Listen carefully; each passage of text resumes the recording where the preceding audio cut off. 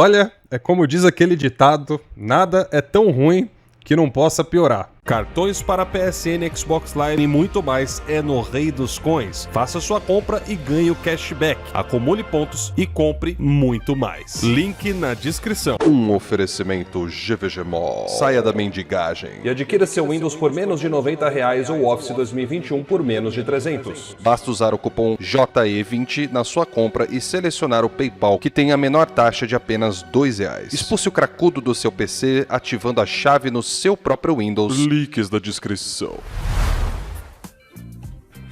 Fala aí galera, tudo beleza com vocês? Estamos aqui em mais um vídeo para o canal e meus amigos, minhas amigas, adivinhem só a treta que nós temos para hoje. Pois é, alguns anos atrás, na verdade, né, eu cheguei a fazer alguns vídeos aqui no canal, isso eu tô falando de cabeça porque lembrar o título do vídeo mesmo eu não vou lembrar para falar aqui para vocês, né, porque já faz muito tempo, mas houveram algumas vezes no passado em que a Microsoft, ela meio que flertou com a possibilidade de tornar, né, o seu conteúdo na divisão de games em um conteúdo multiplataforma. E quando a gente fala multiplataforma, a gente não fala só de PC, né? A gente tá falando multiplataforma, assim, de literalmente outras plataformas. E quando a gente fala isso, isso quer dizer esse cara aqui também, tá? Assim como o Nintendo Switch e tudo mais.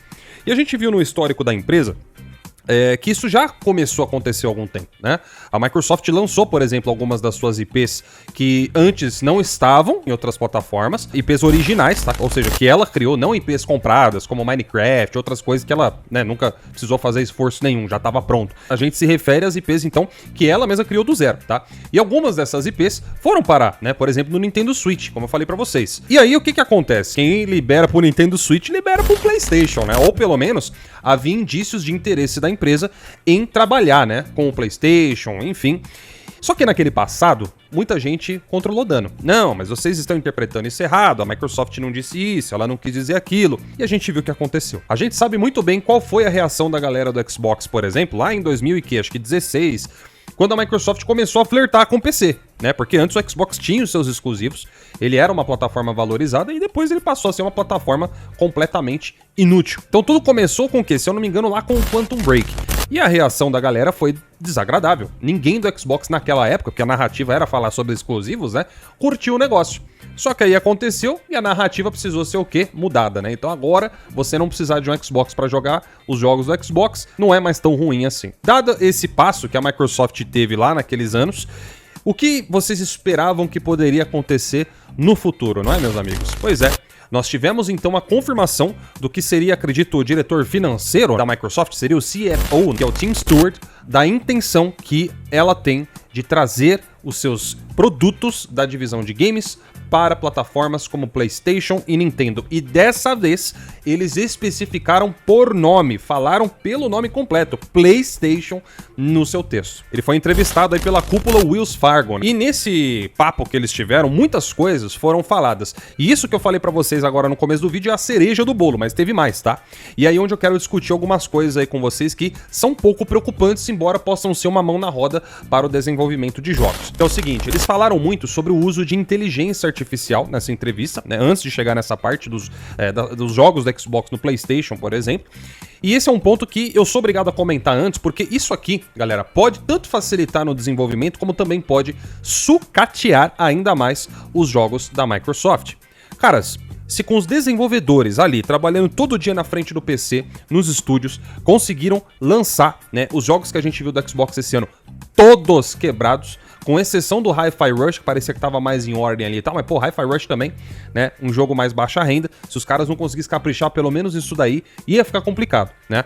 Só que aí depois veio o Redfall, o Starfield, depois o Forza Motorsport, e a gente viu o que aconteceu, a desgraça que foi. O jogo ser lançado daquele jeito é um péssimo sinal. E a gente tá falando de desenvolvedores que estavam sentados ali com a bunda na cadeira, não sei quantas horas por dia. E aí você pensa, se mesmo com os caras ali trabalhando todos os dias na empresa, saiu aquela desgraça, né, toda mal otimizada, com gráfico todo podre, quebrado, Redfall sem ter opção de 60 FPS no lançamento no Series X, enquanto que no PC, com configuração inferior ao Series X, rodava o jogo em 60 FPS. Então você imagina só o que aconteceria se os caras tirassem esse fator humano da produção de jogos e substituíssem só por inteligência artificial.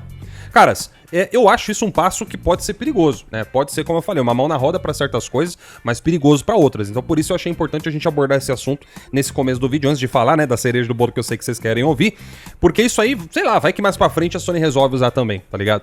E aí é complicado, né? Estão falando que querem usar inteligência artificial na hora da programação dos jogos e também para a localização deles, né? Foi o que o Tim Stewart falou aqui na entrevista. Então, resumidamente, seria mais ou menos assim. Por exemplo, o desenvolvedor tá lá no jogo, né, programando ali, de repente, uma cena do personagem. Aí, nessa cena, o personagem tá aqui no ponto A e aí ele vai lá pro ponto B. O que acontece? O desenvolvedor ele vai receber a orientação do diretor do game, né? Enfim, do designer, whatever ali. Vai fazer a programação. Feita a programação, né? Ele vai imaginar como que é a cena ali que o cara desenhou pra ele. E depois ele vai mostrar esse resultado. E aí o que acontece? Precisar fazer um ajuste, coisa do tipo, o cara vai entender, vai tomar um feedback, vai lá e faz o negócio. Agora, e por inteligência artificial, caras? Será que vai funcionar da mesma forma? Pelo lado bom, a gente sabe que, por exemplo, né, os jogos de hoje em dia, eles estão muito mais caros para serem feitos, né? A Sony, a gente ficou sabendo aí, por exemplo, que jogos lá de 10 anos atrás que a Sony fazia, exclusivos do PlayStation 3, do PlayStation 4, muitas vezes custavam até uns 100 milhões de dólares. Hoje é comum os jogos estarem custando 200, 250 milhões de dólares. Né? O Horizon Forbidden West, por exemplo, passou da casa dos 200 milhões de dólares. Cara, com 200 e poucos milhões de dólares, foi feito o GTA V lá em 2013, por exemplo. Então olha como que as coisas encareceram absurdamente. Então talvez isso seja uma boa economia. Só que eu acho que tem que tomar cuidado porque a inteligência artificial não tem aquela mesma pegada, o feeling, né, do programador que tá lá vendo a coisa, de às vezes produzir o conteúdo. Então isso pode sim sucatear ainda mais os jogos, ainda mais no caso da Microsoft, que já tá avisando, né, a implementação desse tipo de recurso. Só que aí tem uma coisa, cara, que eles passaram aqui que aí eu já acho que, cara, é muito perigoso, né? Por exemplo, você querer usar a inteligência artificial pra fazer localização.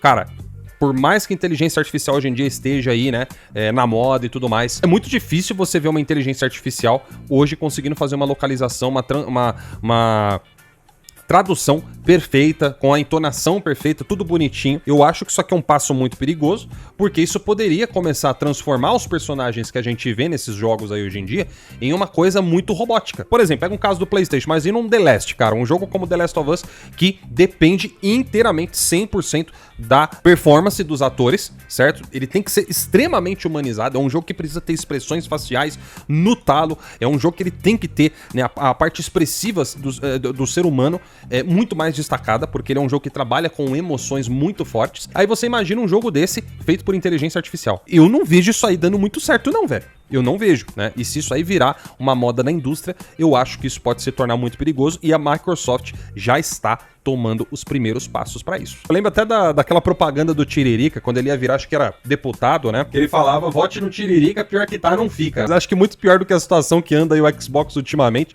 não deve ser muito capaz de ficar não, né? Bom, eu tô aqui falando preocupado, mas no caso do Xbox pode ser até um benefício, né? Enfim. E aí, galera, a gente chega então na cereja do bolo do vídeo de hoje, que é o que vocês estavam querendo ver.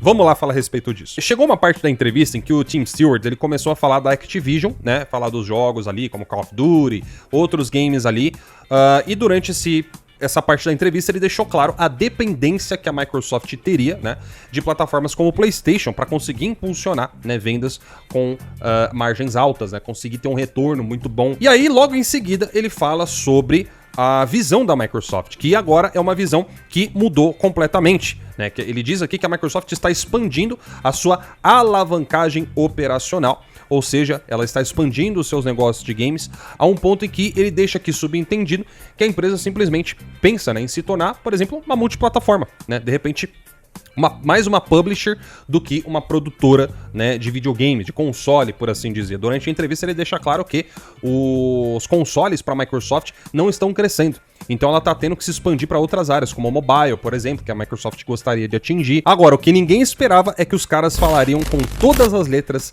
que nessa expansão está o PlayStation. Pois é, meus amigos, minhas amigas, chegamos no ápice do vídeo de hoje. Abrindo aspas, o diretor Tim Stewart diz o seguinte na entrevista, logo após falar sobre a metodologia de amplificação da divisão do Xbox.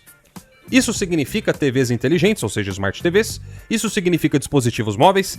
Isso significa o que teríamos pensado como concorrentes no passado, como PlayStation e Nintendo.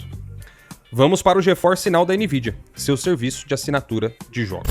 Finalmente, a Microsoft deixa totalmente aberto os seus planos reais do que fazer agora com a sua divisão de jogos e cara, eu não me surpreenderia. No final aqui ele diz, vamos para o GeForce Now da NVIDIA, seu serviço de assinatura de jogos. Isso aí é a Microsoft levando os jogos dela para outro serviço de assinatura que nada tem a ver com o Game Pass. Você tá pegando a visão agora? Ela tem que levar alguma coisa para assinatura de jogos, porque não é o Game Pass que ela tá levando. Tem que ser então o quê? Os jogos. E agora vocês já pararam para pensar, meus amigos, será que seria uma surpresa se nos próximos 2 anos, sei lá, a gente visse os jogos do Xbox entrando na Plus, por exemplo? Pra não dizer que eu tô sendo injusto, a Sony também, né, visa explorar outros mercados e crescer na sua divisão. Porém, a Sony nunca disse, ou sequer deu a entender, que o PlayStation é insuficiente. Uma das grandes evidências disso, pelo menos até o momento, né, são as vendas dos jogos da Sony dentro do PlayStation. Ela só lança para outra plataforma como o PC depois de muito tempo, 1 ano, 2 anos. Né? O que eu ainda não concordo, mas para exemplos didáticos aqui serve, né, pra gente usar.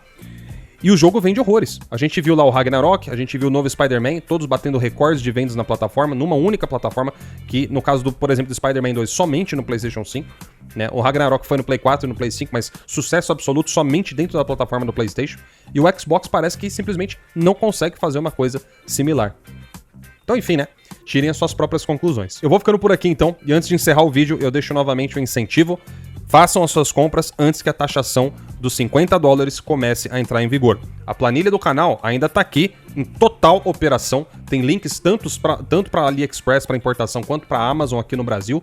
Então fica a seu critério, essa planilha nunca vai se extinguir. Lógico que eu vou ter que, né, modificar ela posteriormente, né? Buscar outros links, outras promoções, outros produtos para vocês, nacional ou importados, que ainda puderem e valerem a pena ser comprados, tá? Mas por enquanto, do jeito que ela tá, ainda tá perfeito para você. Consulte ela aqui na descrição.